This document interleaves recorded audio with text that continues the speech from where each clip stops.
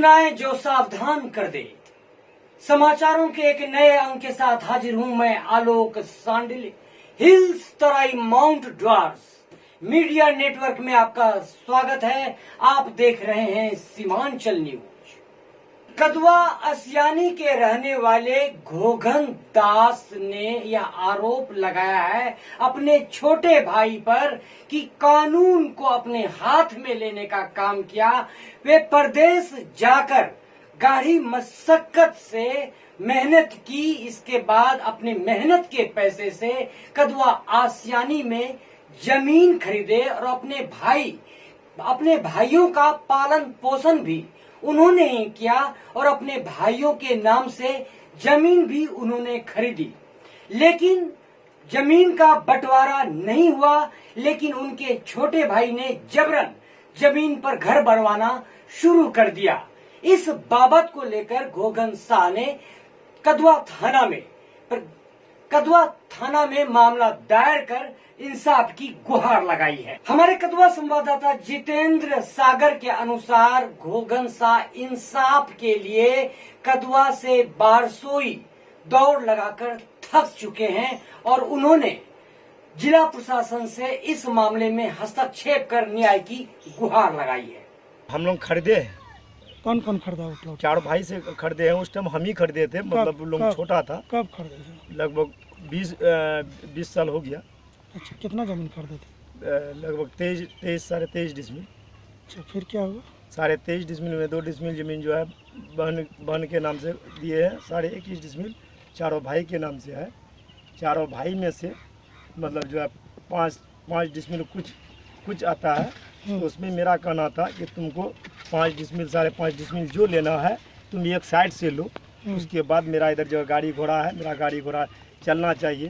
तो नहीं माना। नहीं मानने के बाद कर्मचारी भी आया, वो भी मना करके गया। सीओ भी मतलब जो है रोक लगाया। छोटा बाबू भी आया, कोई नहीं सुना। 144 लगा, 144 में भी नहीं सुना, काम होते गया। हम जो बड़ा बाबू के पास गए तो बड़ा बाबू बोल रहा है क्या कि इसका आवेदन रोज आता है, इसका कोई ये नहीं है, जो करना है करो। तब जा कर के हम अपना जहाँ जाना था हम जा कर के अपना उसको ये भी बात बोले कि पुरनाडी में जो है या कोर्ट का फैसला किया हुआ था, जमीन रसीद कटा हुआ पुरनाडी का, लेकिन उस डी में भी आज 2 साल 1.5 साल से जजमेंट लेके जनता दरबार का थाना का लेके हम सीओ का पालन कर रहे हैं, लेकिन उसमें भी हमको कोई फैसला नहीं किया। 50 बार गए, लेकिन सीओ या बड़ा बाबू कभी नहीं इस एक्शन में आया कि तुमको बांट करके देंगे, जो कि अभी एक हटवा कादों में गिरा हुआ घर में हम लोग रह रहे हैं, लेकिन नहीं सुना। तो ये भी बात बोलने की अगर नहीं है मेरा ज़मीन तो हमको भगा दीजिए सर। तक कहता कि तुम्हारा मर्जी, तुमको जहाँ जाना है जाओ। तो मेरा अपना ज़मीन रहते हुए सरकार को खजाना देते हुए हम कहाँ जाएंगे? हम गोपीनगर का नगरवासी हैं, गोपीनगर का पंचायत का रहने वाला है, हम एक वार्ड सदस्य हैं। उस पर भी वो जो है ऐसा बात हमसे कर रहा है, तो हम करें क्या? वार्ड सदस्य जी, आपने बताया कि 144 का वहाँ धारा लगा हुआ है। लगा हुआ है।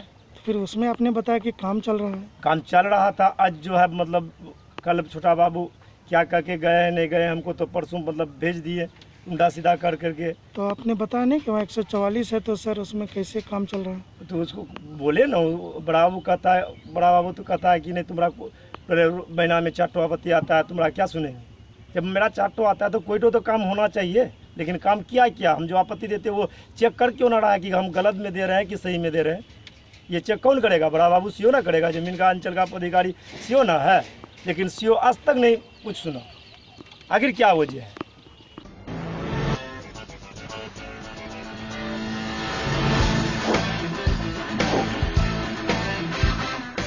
बाढ़ आपदा के संबंध में कदवा में पिछले दिनों अनुश्रवण समिति की बैठक में पत्रकारों को बाहर जाने का रास्ता दिखलाया गया। बात दरअसल यूं है कि हंगामेदार बैठक में जब प्रतिनिधि और जनता सवाल पूछने लगे और बैठक में देखते देखते हंगामा शुरू होने लगा, तो कवरेज कर रहे पत्रकारों को प्रखंड प्रमुख तथा प्रखंड विकास पदाधिकारी ने बाहर जाने का रास्ता दिखाया। हम आपको बताते चले कि कोरोना महामारी के मद्देनजर जहां सोशल डिस्टेंस का पालन करना हर किसी के लिए अनिवार्य है। वहीं बैठक में नाश्ते भी मंगाए गए थे और नाश्ते की भी भरपूर व्यवस्था थी और इसी दौरान लाभुकों को चेक भी दिया जाना था। पत्रकार कवरेज कर रहे थे किस मद में किन योजना राशि के तहत किनको लाभ दिया गया, लेकिन प्रखंड विकास पदाधिकारी तथा प्रखंड प्रमुख ने पत्रकारों को बाहर जाने का रास्ता दिखला दिया। दरअसल वे ये नहीं चाहते थे हंगामेदार बैठक की खबर किसी को भी लगे। कितना बार बोलेंगे, आप बोलिए ना, इसका सवाल का जवाब ले रहे हैं, बोलिए ना, बोलिए ना, मुखिया जी मौका है, बोलिए।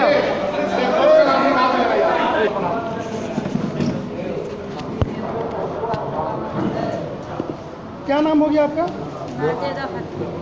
किस लिए ये चेक मिला आपको? प्रवासी मजदूर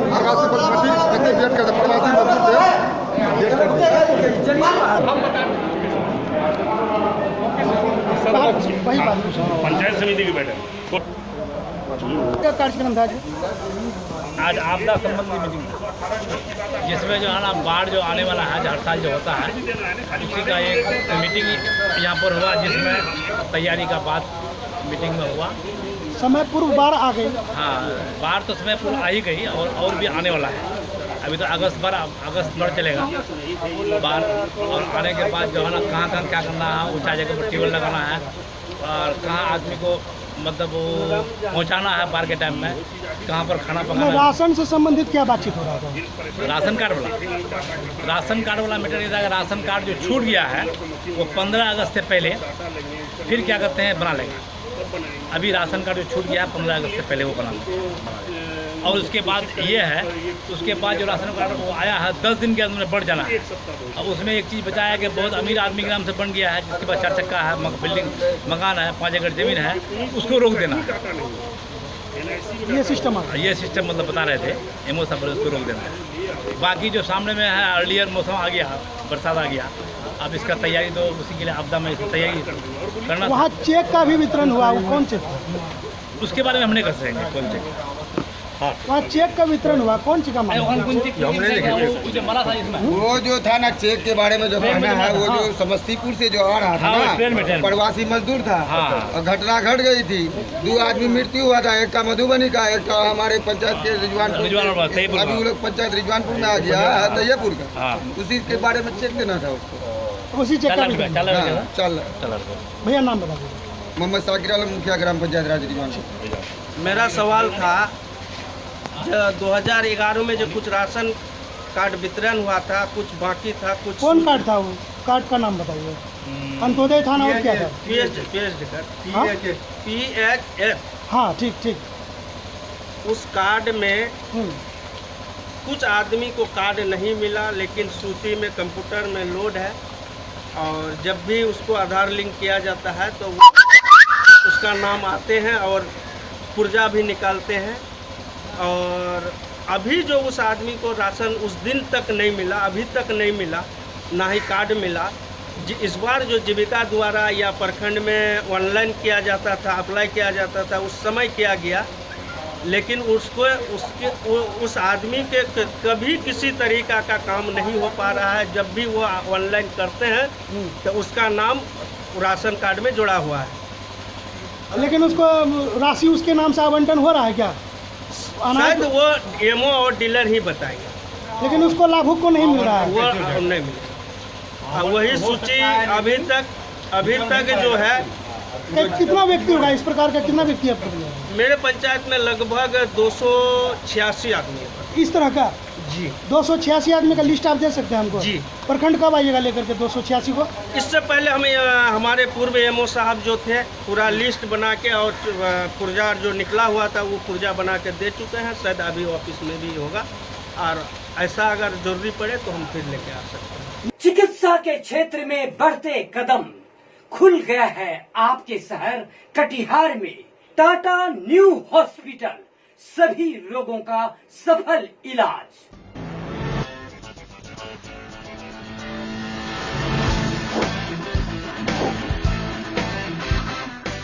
कैसे बचाएंगे दूसरे को बाढ़ से, खुद घिरे हैं बाढ़ से। जी हां, हम बात कर रहे हैं कदवा की। कदवा में बाढ़ नियंत्रण विभाग के कुछ अधिकारियों को जिस जगह रहने ठहरने का इंतजाम किया गया है, देखिए यहाँ का नजारा और यहाँ का दृश्य। क्या कहते हैं ये कर्मचारी और अधिकारी, कितनी मुश्किलों का सामना करना पड़ रहा है। ऐसे में हिम्मत हारे हुए ये लोग कहां तक बाढ़ पीड़ितों को बचा सकेंगे, यह दिगर करने वाली बात है। सबसे ज्यादा है दिक्कत बना हमारे यहाँ पे। रहने में क्या जनरेटर तो है ना, लाइन तो है। हाँ जनरेटर तो है, लेकिन यही पानी जो होता है ना बरसात पे ध्यान करते हैं। यही बात कहे तो बोला कि नहीं भेज देंगे, दिक्कत होता है भेज देंगे। कितना आदमी आप लोग यहाँ काम कर रहे हैं? 10 आदमी।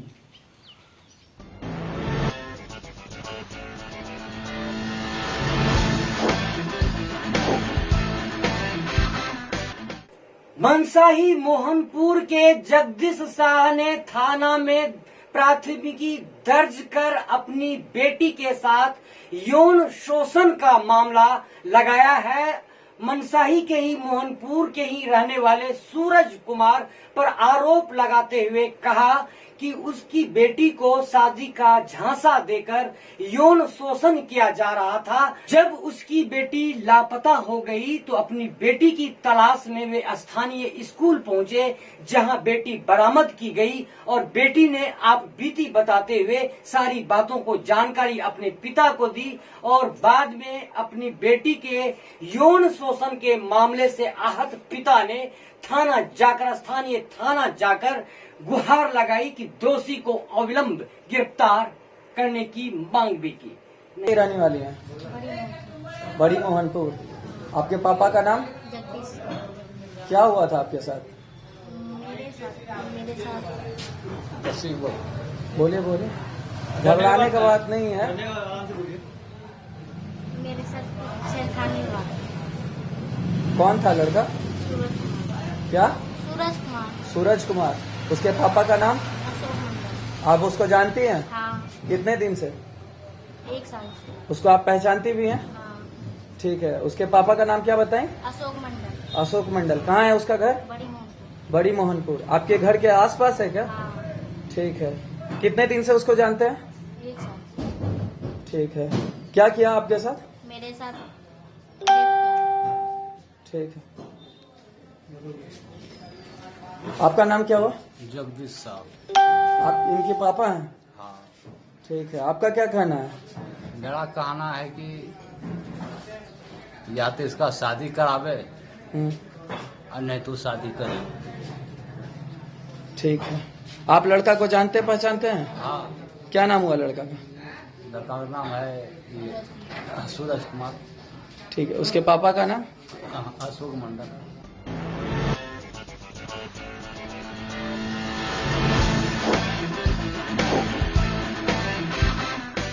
सूचनाएं जो सावधान कर दे। देश में कोरोना मरीज की संख्या 10 लाख से पार हो चुकी है। बिहार की स्थिति भी काफी भयावह है। कोसी सीमांचल की स्थिति भी काफी भयावह है। बिहार के बारे में ये लगातार ये खबरें आ रही हैं कि बिहार दूसरा वुहान बनने की तर्ज पर है। कटिहार कोसी सीमांचल की बात करें तो कटिहार में भी कोरोना मरीजों की संख्या 500 से ज्यादा पार है। ऐसे में वक्त है आपको गंभीर होने का। कोरोना को मजाक न समझे, अपनी जान की हिफाजत के लिए सतर्क हो जाइए। मास्क, सैनिटाइजर्स तथा सुरक्षा के तमाम उपायों को गंभीरता से लीजिए। अपनी जान को किसी भी जोखिम में न डालें। किसी भी तरह की आप सावधानी न बरतें। आपकी सावधानी ही आपकी जान बचा सकती है। अगर जानना चाहते हैं खबरों की हकीकत तो YouTube पर सब्सक्राइब कीजिए सीमांचल न्यूज कटिहार। इस बुलेटिन में खबरें यहीं तक। आलोक सांडिल को दीजिए इजाजत। नमस्कार। चिकित्सा के क्षेत्र में बढ़ते कदम। खुल गया है आपके शहर कटिहार में टाटा न्यू हॉस्पिटल। सभी रोगों का सफल इलाज।